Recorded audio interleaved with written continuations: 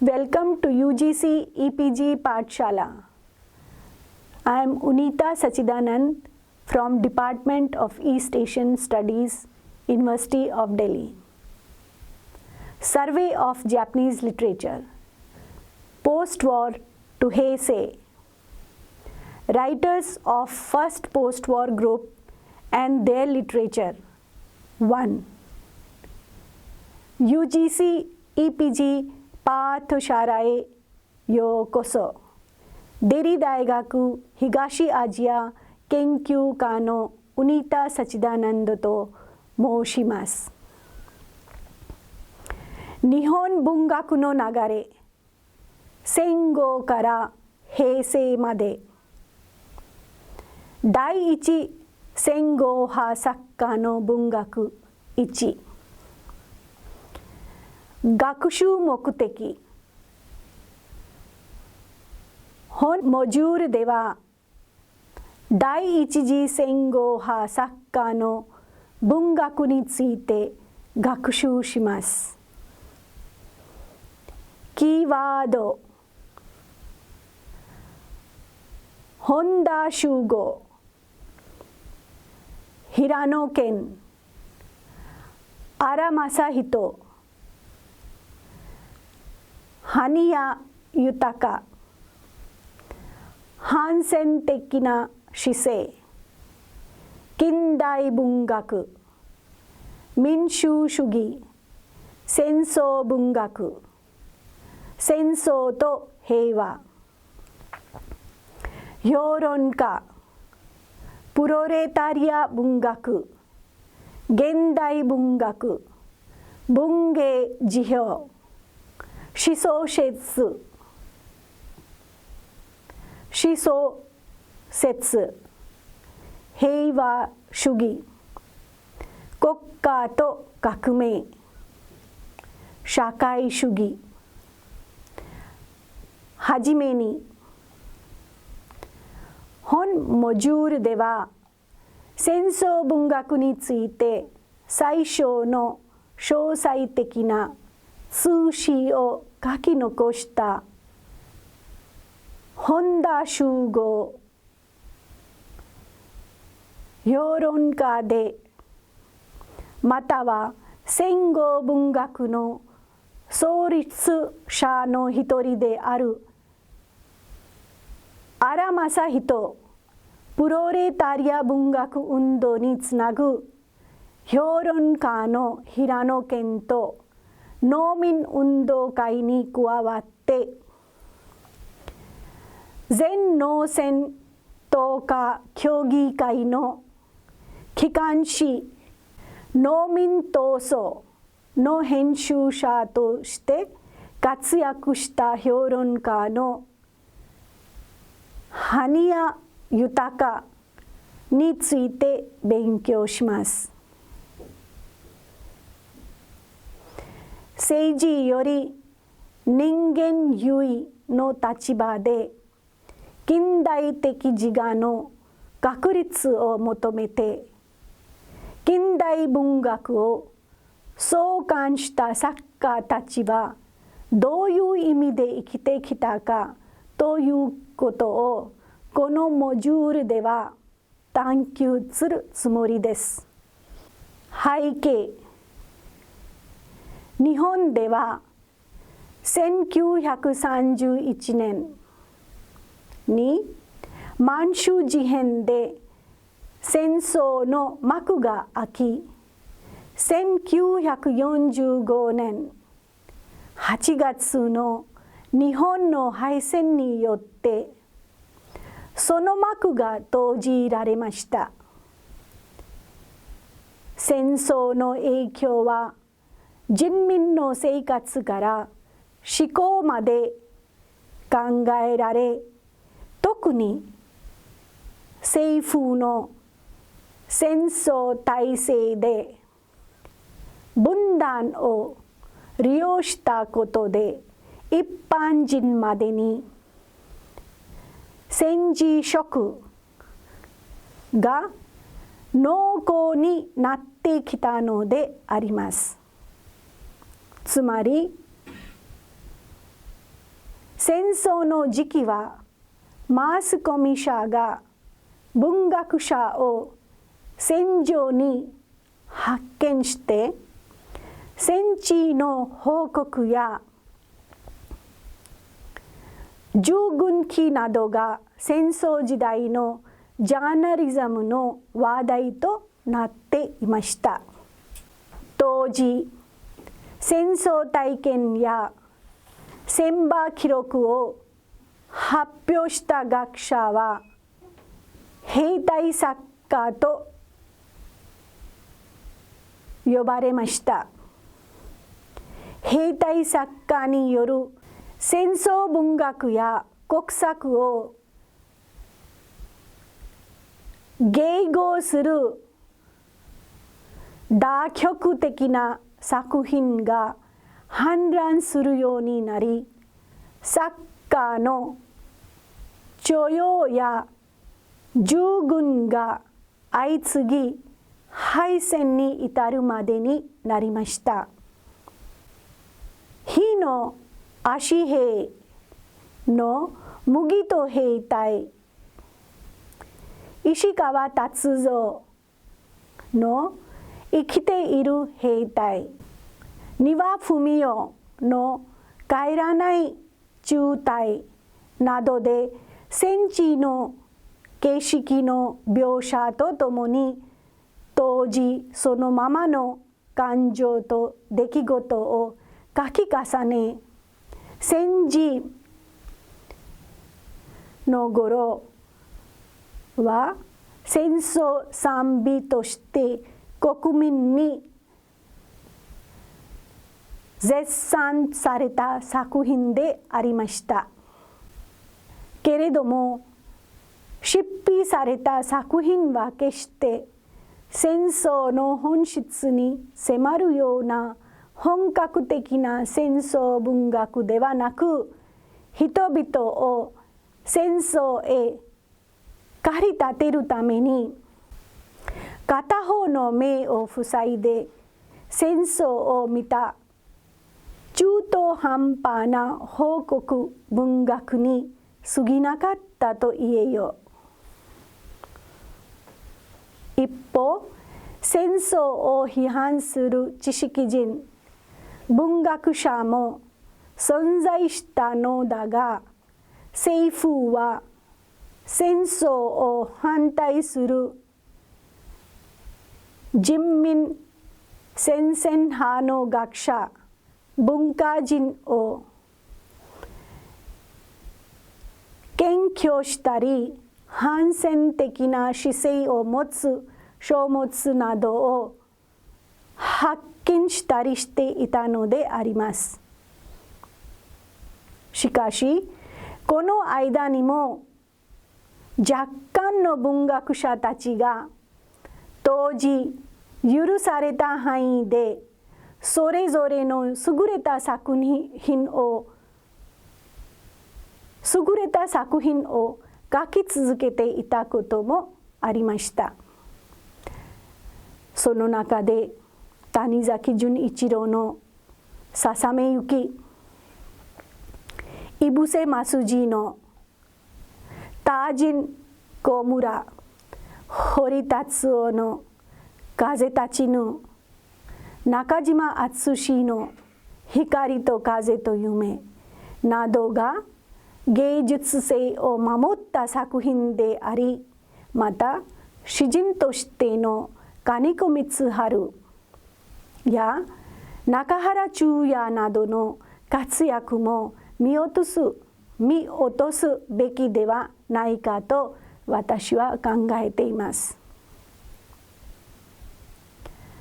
15年間にも及んだ戦争の時代は一般人にとって肌身で感じられることであり、人々の日常生活にも深く影響を与えていきました。1945年8月における日本の敗戦は、それまでにある政府の戦争体制の強化や言論統制などがなくなり、新しい時代の花を咲かせました。結果として創作活動が復活され、戦中から戦後にかけての学者たちの活動を限定する体制が一斉になくなりました。そして文学的な視野の拡大が見られ、戦後派としての作家たちが登場しました。彼らは政治より人間が優位に立つという近代的な思考、または考え方の確立を求めて、極度状況における人間を描いた作家でありました。得意な体験をして登場し、得意な状況を描いた第一戦後派と称されたこの作家たちは、兵士としての経験も持ち、広い視野に立って新しいリアリズムを求め、政治と文学の関係を巡りました。1940年の末に本田守護、平野健、荒正人、埴谷豊などは近代的自我の確立を求めて近代文学を発行しました。戦中に同人雑誌などで評論家として活躍した共通の経験を持った彼らは、民主主義文学にも親近感を抱えて文学の自立性を説きました。これからまず本田守護について勉強しましょう。本田守護の物語戦後文学史は、これは作品ですが、もう一度言います。物語戦後文学史は、戦後文学について最小の詳細的な通史であります。本田守護は1908年、愛知県に生まれました。評論家で、家は製造業を重ねて農家でありました。本田守護は1908年愛知県に生まれ、評論家でありながら、家は製造業を兼ねた農家でありました。長兄は県会議長で代議士も務め、本田の肉親はいつでも彼の精神的支援として貴重な存在でありました。1932年、東大国文科を卒業した本田は同年プロレタリア科学研究所に入り、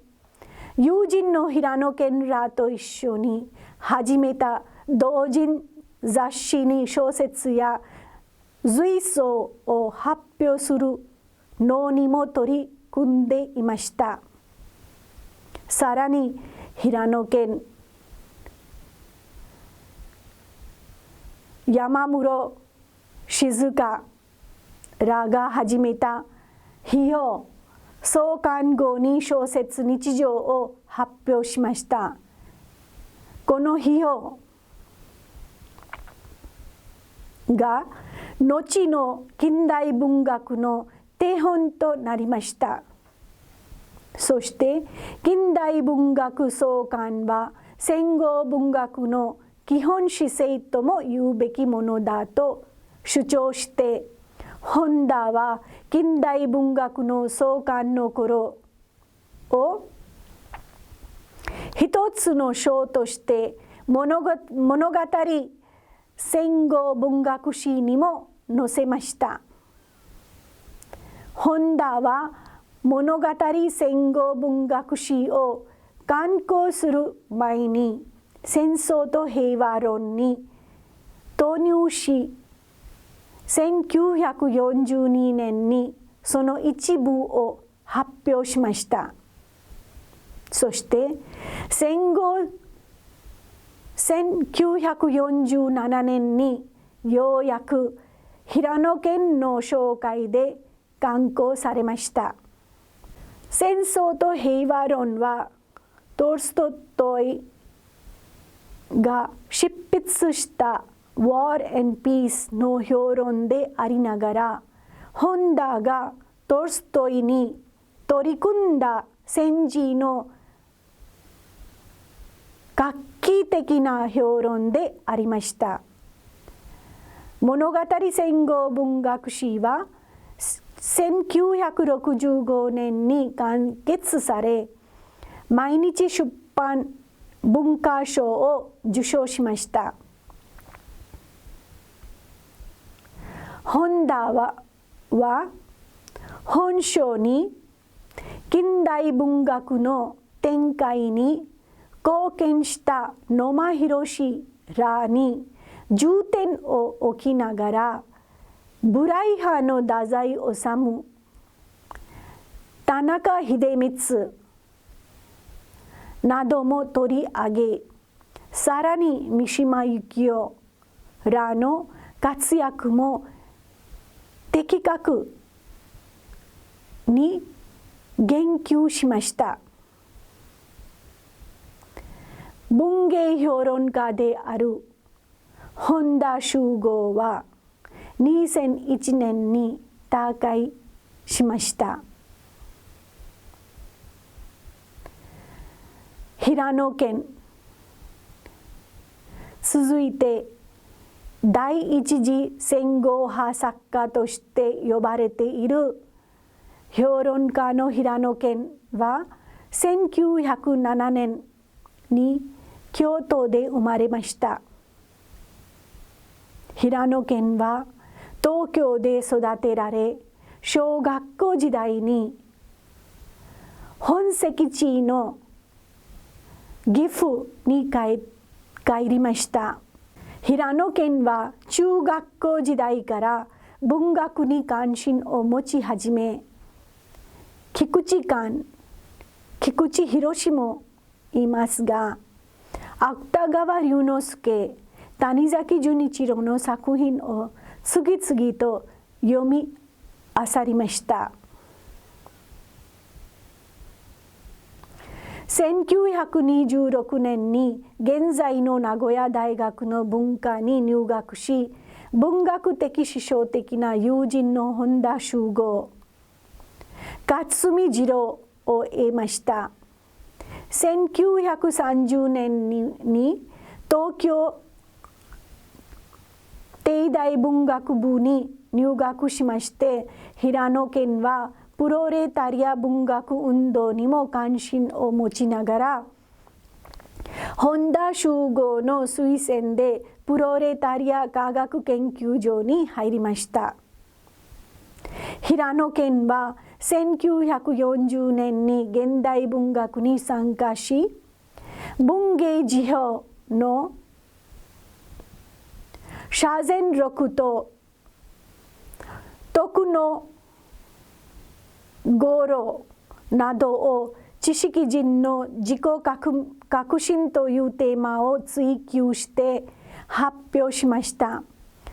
この独特な辞表の発表は戦後も続けられて、この集大成として文芸辞表が1963年に編集されて毎日出版文化賞を受賞しました。日本敗戦を迎える前に平野県は1944年7月に三島の重防隊として入隊しましたが、筋肉薄弱の理由で10日間後除隊しました。敗戦直後の1946年1月に平野県は本田荒正人、埴谷豊らと組んで同人雑誌の近代文学を発足しました。そして1948年に刊行 しました戦後文芸評論によって平野県は戦後文学の先駆者ともなりました。平野県は戦後文学の先駆者としても知られています。戦後平野県は詩小説にも関心を持ち、内在的費用や方法論、克服という課題を熱心に語りました。1958年、詩小説の評論を中心に出版しました芸術と実生活では、森鴎外、島崎藤村、夏目漱石などの作家論も収められ、平野県は本作品で芸術の賞を受賞しました。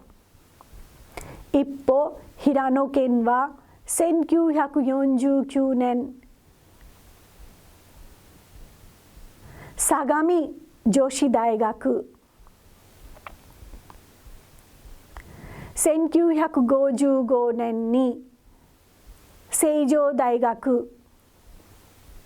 の文学部、1958年に明治大学文学部の教授となりました。第一戦後を代表した平野県は1978年に亡くなりました。次の作家は荒正人です。第一次戦後派の評論家または戦後文学の創立者の一人でもある荒正人は1913年福島県に生まれました。父親は教師で千葉、山形、長野、鳥取各県を転々としたので、荒正人も幼い頃父親と一緒にいろんなところに移動しました。中学時代、荒正人は組合協会から人道主義、平和主義、漠然とした社会主義を習いました。1930年、山口高校に入学後、マルクシズムに興味を持ち、学生運動に熱中しました。1935年、東京帝大文科に進み、在学中文芸研究会をはじめ、近代ヨーロッパ文学、日本の現代文学について基礎的な知識を身につけました。1938年、東京大学を卒業した後、教師をしながら羽屋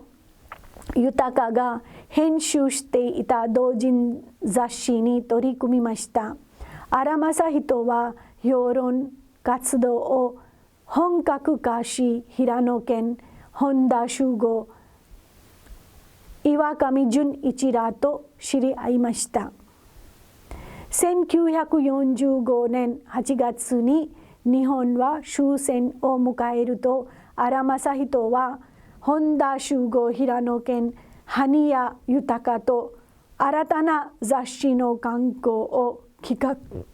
画して精力的に活動して、翌年に近代文学を創刊しました。荒政人は文学の民衆的な革命の達成を目指し、文学新聞の文学辞表を発行しました。真のヒューマニズムの確立への強い思考があり、戦後最初の評論でも言われる第二青春を1947年2月に発表しました。荒政人は第二青春で終戦による回復に伴って人間人生への愛と情熱を生き生きと語りました。さらに戦後文学の流れの中で重要な問題を提起する役割を果たし、評論の負け犬を1947年7月に刊行しました。以後、世代論、主体性論、知識人論などを次々と展開し、戦後評談の旗手としていち早く先頭に立ちました。一方、荒政人は日本の古典にも目を向け、近代文学史上に座談会を開くと同時に、ポー、ドストエフスキー、ジョイス、エミリー・ブロンテの解説翻訳研究を行い、文芸評論家として幅広く活躍しました。1958年に法政学の講師となり、現代英米文学を講じて大学の教授となりました。文芸評論家と呼ばれている荒政人は1979年に亡くなりました。羽屋豊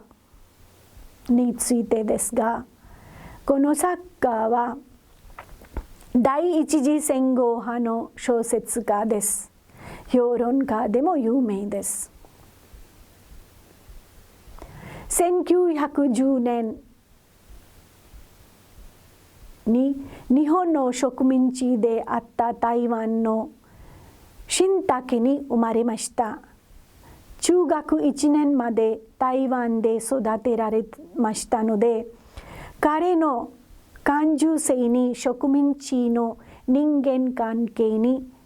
接して不条理が存在していたとも言われています。羽屋豊の父が台湾から東京に戻ると、羽屋豊は1922年に目白中学に転校して、レールモントフの現代英雄ドストエフスキーの白地などを読んで文学と出会いました。そういうふうに文学に出会うきっかけとなりました。1927年に目白中学校を卒業した後、羽屋豊氏は結核にかかり、アンドレ・レフの作品を読み込みました。翌年、日本大学に入学して、学内の演劇活動を通してアナキズム運動にも取り組みましたけれども、レーニンの国家と革命に出会うと、今度マルクス主義に関心を深めました。そして農民運動会に加わって全農戦闘家協議会の機関紙農民闘争の編集者として活躍しました。1931年に日本共産党に入党しまして、地下生活を行いました。入党の翌年、一斉検挙により1年余りを豊田刑務所の独房で過ごしました。1939年に平野県佐々木喜一らと一緒に同人誌構想を創刊しました。敗戦後、平野県本田修吾、荒正人、佐々木喜一とともに雑誌の近代文学を刊行しまして、創刊後から長編小説の指令の連載を始めました。未完でありますが、長編小説の指令は1946年から1949年にかけて雑誌の近代文学に掲載されましたが、長い中絶の後、群像に発表されました。第5章まで収録されていますが、1976年に刊行されると、第8回日本文学大賞を受賞しました。16年もかけて雑誌に掲載し続けられた指令は全12章に構想されましたが、作者の死とともに9章のまま未完に終わっています。5日間の出来事を語る本作品は、日本の戦後文学に稀な哲学小説とも呼ばれています。埴谷豊の他の代表作は1970年に刊行されました短編小説の闇の中の黒い馬が取り上げられます。埴谷豊は87歳で1997年に死没しました。本田の物語戦後文学史に戦後派作家の第一世として取り上げられているのは野間宏であります。野間宏、椎名林蔵、梅崎春夫、中村真一郎、武田大順らについて次のモジュールに紹介します。最後に結論